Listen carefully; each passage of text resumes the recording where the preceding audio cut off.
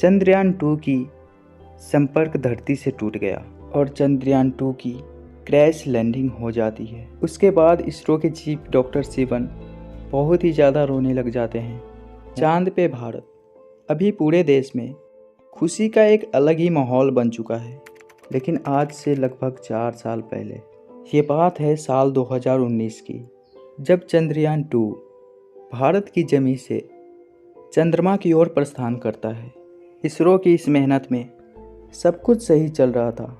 चंद्रयान-2 की दिशा भी बिल्कुल सही थी, बस ये चांद पर लैंडिंग करने ही वाला था। लेकिन तभी जिसका डर था वही हो गया। चंद्रयान-2 की संपर्क धरती से टूट गया और चंद्रयान-2 की क्रैश लैंडिंग हो जाती है। उसके बाद इसरो के चीफ डॉक्टर सिवन बहुत ही ज़्यादा रोने लग जाते हैं। मोदी जी अपने हाथों से उन्हें सहलाने लग जाते हैं। अब 2023 में फिर से चंद्रयान-3 भारत की ज़मीन से चल पड़ता है चंद्रमा की ओर। दुनिया भर के लोगों की नज़र बस इसी पर टिका हुआ था। क्या चंद्रयान-3 चांद पर सॉफ्ट लैंडिंग कर पाएगा? चंद्रयान-3 बिना किसी रुकावट के चंद्रमा की ओर बढ़ते जा रहा था और कुछ ही दिनों में चंद्रयान-3 की सॉफ्ट लैंडिंग हो जाती है। अब इसरो के चीफ एस सोमनाथ को बहुत ही ज़्यादा खुशी मिलती है और मोदी जी बहुत ही ज़्यादा प्राउड फील करने लग जाते हैं। क्या हमारा देश इतना भी आगे निकल सकता है? अब तो पाकिस्तान को भी पता लग ही गया होगा कि झंडे पर चांद होना और चांद पर झंडे होना ज़मीन आसमान का फ़र्क होता है। अब दुनिया भर के लोग भारत को बधाई दे रहे हैं, लेकिन ये सब कुछ मुमकिन हो पाया है तो सिर्फ मोदी जी की वजह से। इसलिए लोग कहते हैं मोदी है तो मुमकिन है। एक समय पर पूरा भारत कुछ ऐसे चीज़ों से बंधा हुआ था जिसे कोई भी नहीं खोल सकता। लेकिन तभी यहाँ पर एक ऐसे इंसान का कदम पड़ता है जो इसे खोलकर बहुत ही दूर ले जाना चाहता है, और वो महान इंसान है मोदी जी। मोदी जी का नज़र उन चीज़ों पर जाता है जिनसे ये पूरा भारत बंधा हुआ था। पहला, आवेशिक युग के कानून। दूसरा, भ्रष्टाचार रिवाज। तीसरा, नीति पक्षाघात। चौथा, लाल फीताशाही। पाँचवा, वंशवाद की राजनीति। और लास्ट, कृषि संकट। इन सबको देखने के बाद मोदी जी बहुत ही ज़्यादा दुखी होने लग जाते हैं और यह सब चीज़ें आगे कभी ना हो, इसलिए मोदी जी उसमें से एक जंजीर को अपने हाथ में लेते हैं और उसे खींचने लग जाते हैं। पहले तो वो अपनी जगह से हिलता भी नहीं है, लेकिन दोबारा में थोड़ा सा हिलता तो है लेकिन आगे नहीं बढ़ता। लेकिन जब मोदी जी अपना पूरा पावर लगाते हैं तो उसमें से सभी जंजीरें टूटकर नीचे गिर जाता है।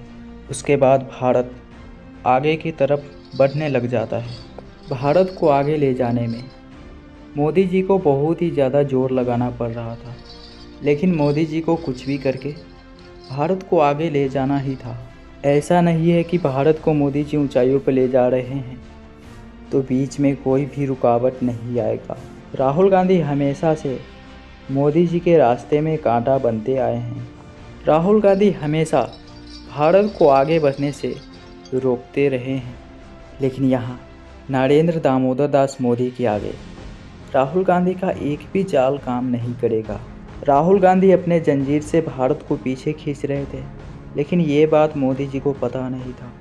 लेकिन जब पता चलता है तो एक ही झटके में उनके जंजीर को धजिया उड़ा देते हैं और राहुल गांधी पटके खाकर ज़मीन पर गिर जाते हैं। उसके बाद भारत के लोग मोदी जी के साथ आ जाते हैं। उनके साथ आकर भारत को आगे ले जाने में मदद करने लग जाते हैं। मोदी जी भारत को आगे ले जाते रहे और कुछ लोग उनके रास्ते के कांटा बनते रहे। इन लोगों को लग रहा है कि मोदी जी भारत में सिर्फ एक नेता बनकर बैठे हुए हैं, लेकिन भारत के साथ उनका संबंध सिर्फ एक नेता के रूप में नहीं है, बल्कि एक ऐसे व्यक्ति के रूप में है जिसने राष्ट्रवादी भावनाओं का आह्वान किया है और आत्मनिर्भर भारत के दृष्टिकोण पर जोर दिया है। कांग्रेस ने बहुत से जाल बिछाए मोदी जी के लिए, लेकिन उस जाल में वे लोग खुद ही फंस जाते हैं। जैसे फेक नैरेटिव के नाम से ये बड़ा सा पत्थर मोदी जी के रास्ते में गिराया जा रहा है, लेकिन इससे मोदी जी को कोई भी फर्क नहीं पड़ता। और वो पत्थर अपना रास्ता पकड़कर फिर से उसी के पास चला जाता है। कहावत है, जैसी करनी वैसी भरनी। मोदी जी कहते हैं हमें चलते जाना है, हमें चलते जाना है। मोदी जी के सामने ही तीसरी सबसे बड़ी अर्थव्यवस्था होती है और उसी तरफ मोदी जी पूरे देश को ले जा रहे हैं। वीडियो कैसी लगी कमेंट में ज़रूर बताना। वीडियो को लाइक और चैनल को सब्सक्राइब भी कर देना।